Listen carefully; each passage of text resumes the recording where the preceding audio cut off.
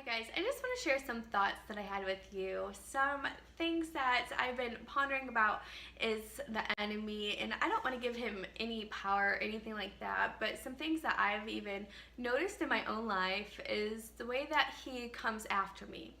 One of the ways that he comes after me is through substances.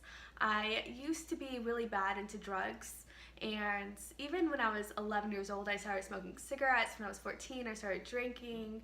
And now, even being a Christian, he comes after me through food, just because it's more socially acceptable with Christians, just because everyone has it, you go out and you eat, and it's just more inviting that way. But somebody who has dealt with substances in their past and has used drugs as a cover-up for their emotions, it's a very sly thing that the enemy does, because he makes it kind of approachable. He makes it look good. He makes it look acceptable. And that's what he does, where it doesn't even seem like it could be a temptation, but actually it is, because he has studied us. He knows our struggles. He knows our battles.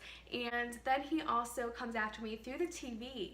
And the TV, I've realized, is such a distraction. It can really take you away from your time, your motivation. It really can have a handle on you and take you away from the focus of God, because sometimes what we see goes into our soul, because eyes are windows to the soul. And so what we fill ourselves up through our eyes, we're putting deposits into our soul, and therefore we can become lazy. We can become characteristics that maybe is not of God, because we've watched other people and their behavior for so long.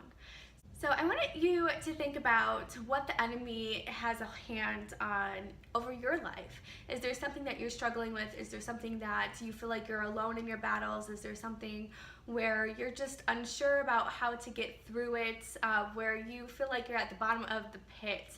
I mean, we're always at different stages in life, and probably at different levels in our faith, or different areas in our lives that we need to grow. And the best way to do it is with each other. The best way to do is encourage one another. Don't ever think that you're alone in this battle, because there's many battles that I've faced alone and with God, but where I felt alone and didn't really have any help. So if you are somebody who needs help, don't be afraid to reach out. Don't be afraid to ask for prayer. There are many ways in which we feel like we can do it ourselves, but that's what the enemy wants us to do. He wants us to isolate ourselves from other people. He doesn't want us to talk about our problems. So I just want to encourage you that God doesn't call us to be simple or be complacent in our lives, but He calls us to fight the good fight of faith, right? It's always going to be a battle. It's always going to be something that we have to fight through, but God promises that He'll see us through, that He helps us no matter what our struggle is.